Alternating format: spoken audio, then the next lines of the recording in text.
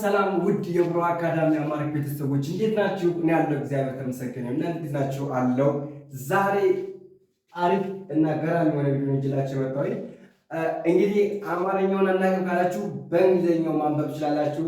አይ አማርኛውን እናውቃለን እንግሊዘኛውን አናውቅም ካላችሁ ደግሞ እንግሊዘኛውን ማንበብ ትችላላችሁ ማለት ነው። ስለዚህ ሁለት ባንድ ላይ እንጅላችሁ መጣሁ። ስለዚህ አማርኛ ማትችሉ ማለት እንግሊዘኛ የምትችሉ አማርኛ የማትችሉ ማንበብ ትችላላችሁ። አማርኛ የምትችሉ እንግሊዘኛ ማንበብ የማትችሉ ደግሞ ማንበብ ትችላላችሁ ማለት ነው። ስለዚህ ሁለታችሁን ያማከለ ነው። አብረን እናነባቸዋለን፣ አብረን እናያቸዋለን ማለት ነው። እስከ መጨረሻው ተከታተሉ። ቪዲዮውን ላይክ እና ሰብስክራይብ ያደርጋችሁ ጨምሩ። እንዲሁም ለጓደኞቻችሁ ሼር አድርጉላችሁ ማለት ነው።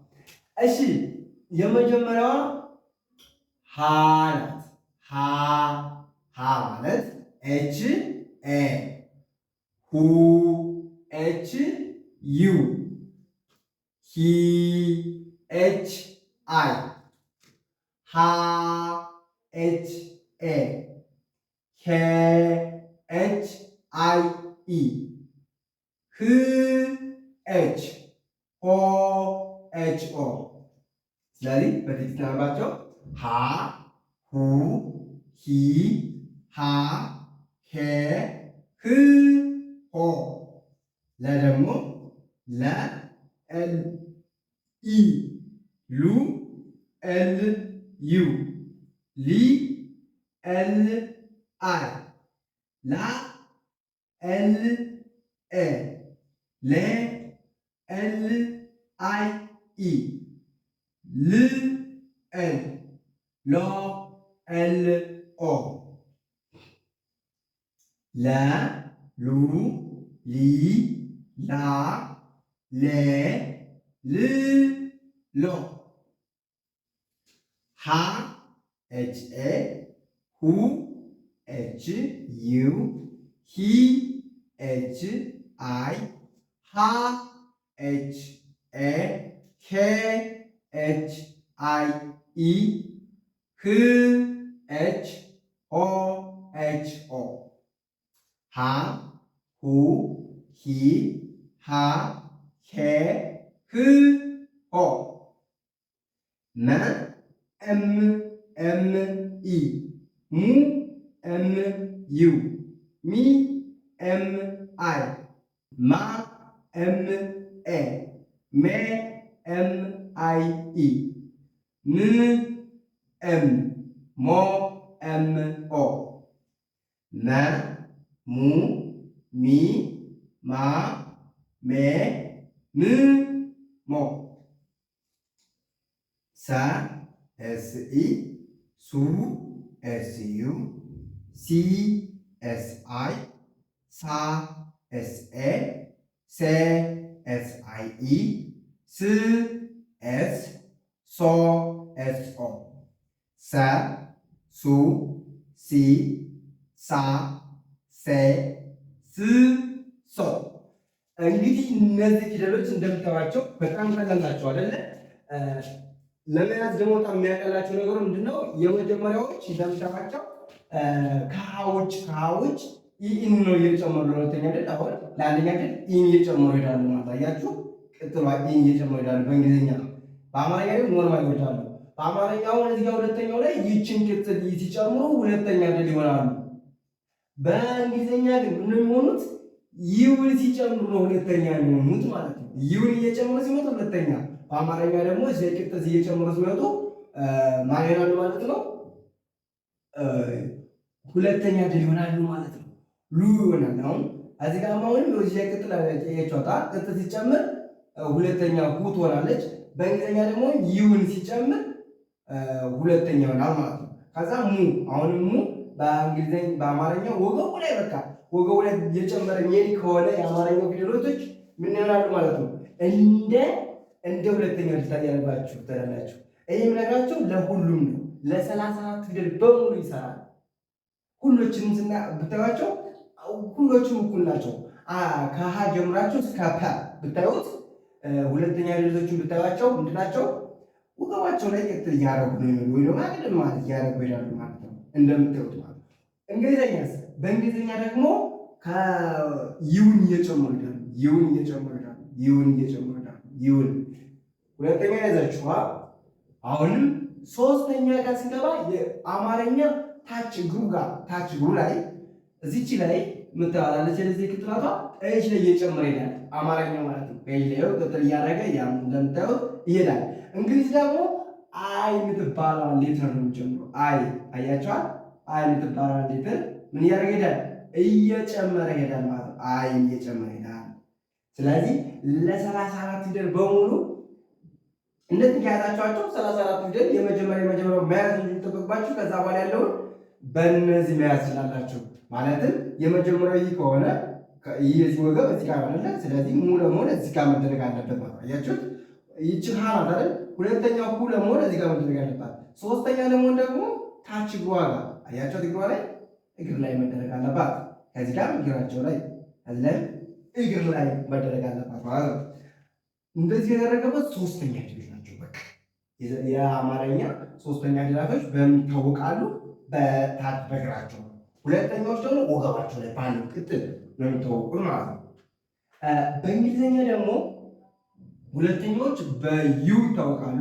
ሶስተኛዎች ደግሞ በአይ ይታወቃሉ ማለት ነው። ማለትም ሁለተኛ ድል ለመሆን ዩን ይጨምሩ ይላሉ። ሶስተኛ ለመሆን ደግሞ አይን እየጨመሩ ይላሉ። አያቻቸው አይን እየጨመሩ ይላል ማለት ነው።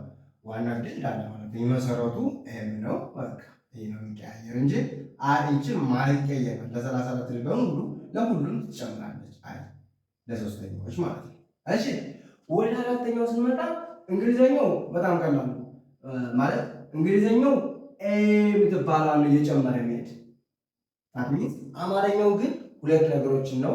በግራ በኩል ይኸው በዚህ ግራ በኩል እኔም እንዲህ ብታዩት በዚህ በኩል ያለው እጀ ምንድነው? ቀኝ ፓርክን የያዘው ግራ እጀ ነው አይደለ? በግራ በኩል ያለው እግራቸው ካጠረ እነዛ ፊደላቶች አራተኛ ናቸው ማለት ነው። ነገር ግን በቀኝ በኩል ያለው እግራቸው ካጠረ የመጨረሻው ይሆናል። የመጨረሻ ልክ ከዚህ ጋር የምታዩት በቀኝ በኩል በዚህ ሰማያዊ ፓርከር ዳስ ጀበኩ ቢያጥሩ ምንድነው መጨረሻ ይሆናሉ። በቀኝ በኩል ቀይ ፓርከር ቢያሱበት በግራ እጀ ደግሞ ምን ይሆናሉ? በዚህ በኩል ቢያጥሩ ይሆናሉ አራተኛ ይሆናሉ። ወይም ደግሞ መጣመም ሊጣመሙ ይችላሉ። ለምሳሌ እነታ ልተና ልታጥር ትችላለች። ቻማውንም እንዲምናረጋት ቻቱ ናች አይደል? እንደዚህ ታረጋት ቻቱ ናለች ማለት ቻማውን እንዳለች ታጥራለች፣ ወደዚህ ትጣመማለች ማለት ነው። እነዚህ ያው ይጣመማሉ። ስለዚህ ብዙዎቹ አብዛኛዎቹ እንደዚህ ያጥራሉ። አንዳንዶች ደግሞ ይጣመማሉ። እንደዚህ አድርጋችሁ መለየት ትችላላችሁ። እንግሊዝኛው ላይ ግን ኤ የምትባለውን አካል እየጨመራችሁ ትሄዱ ምንድነው ማለት ነው? አራተኛ ፊደል ነው። ድምፁ የአራተኛ ድምፅ ይይዛል ማለት ነው።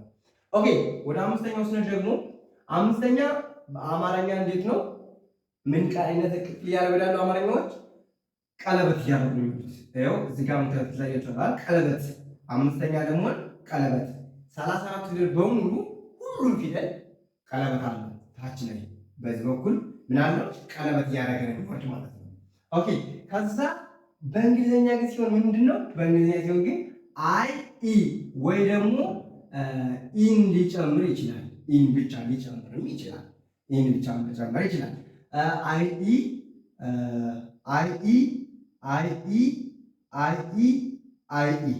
እየጨመረ ካለ አምስተኛ ፊደል ነው። በአማርኛ ደግሞ ቀለበት ወይም ክብ እያደረገ ካለ ምንድነው? አምስተኛ ነው ማለት ነው። ስድስተኛ እንግሊዝኛ ላይ ዋናዎቹ ፊደሎች ናቸው። እንግዲህ እንግሊዝኛ ዋናዎቹ ፊደሎች ናቸው ስላቸው ይቺ ፊደል አሁን ለምሳሌ ኤል ናት አይደል? ኤል እንግዲህ እንደምታዩት ከታለች እዚህ ጋር ኤል አለች። እዚህ ጋር ኤል አለች። ስለዚህ ከዚህ ጋር ያሉ ፊደሎች ስድስተኛ ላይ ያሉ ፊደሎች የእንግሊዝኛ አልፋቤቶች ናቸው። የእንግሊዝኛ ፊደሎች እዚህ ላይ ይገኛሉ። ከምን ውጭ? ከባውሎች ውጭ ባውል የምንላቸውን ከእነሱ ውጭ ይገኙበታል ማለት ነው። አማርኛውን ደግሞ የምንለይበት አማርኛ ብዙም የተለያየ እንትን ናቸው፣ ግን ያው ዝግዛግ መሰል ነገር አላቸው ማለት በዝግዛግ የሚሄዱ አሉ፣ የተለያየ ምልክት ያላቸው አሉ። እነሱን በደንብ ትለዩዋቸዋላችሁ ማለት ነው። ኦኬ መጨረሻ ደግሞ ሰባተኛዎች ደግሞ የእንግሊዝኛ ኦ የምትባለው አይደል እየጨመሩ ኦ የምትባለው ሌተር ነው እየጨመሩ የሚሄዱ ኦም ከጨመሩ እና ልጅ መጨረሻ ብቻቸው ኤል ኦ ከተባለ ሎ ማለት ነው። ኤች ኦ ሆ፣ ኤም ኦ ሞ፣ ኤስ ኦ ሶ ያይዳል ማለት ነው። ከዛስ ሌላ ያው እንግዲህ በአማርኛ ግና ምን እየጨመረ ነው የሚሄድ? አንዳንዴ አናታቸው ላይ እየጨመሩ ይችላሉ። ቀለበት አናታቸው ላይ ክብ። እንግዲህ አምስተኛው ከተመሳሰለብን ካላችሁ አምስተኛው ምንድን ነው? በታች በቀኝ በኩል በዚህ በኩል ነው ቀለበት የሚያደርገው። ነገር ግን እነዚህኞች ግን በዚህ በኩል ነው ከአናታቸው ላይ እና ከአናታቸው ላይ ከጎን ላይ አንድ የሌዘር ይቺ ከጎን ታደርጋለች። ሌሎች ከአናታቸው ላይ ያረግዳሉ። አሊያ ደግሞ በቀኝ በኩል ያለ እግራቸው እያጠረ ያለው ማጠር ያላችሁት የሚወጡት ግራ ረዝማ ያጥራል። እንደዚህ ያደርጉ ማለት ነው። እንግዲህ የዛሬ ትምህርታችን ይህንን ይመስላል። ትምህርቱን ከወዳችሁት ላይክ እና ሰብስክራይብ እያደረጋችሁ እንዲሁም ለጓደኞቻችሁ ሼር እያደረጋችሁ አበረታቱኝ። እያበረታታችሁኝ አይደለም ኮሜንት ላይ ጻፉልኝ። ትምህርቱን ከወዳችሁት ውድና ብላችሁ ጻፉልኝ።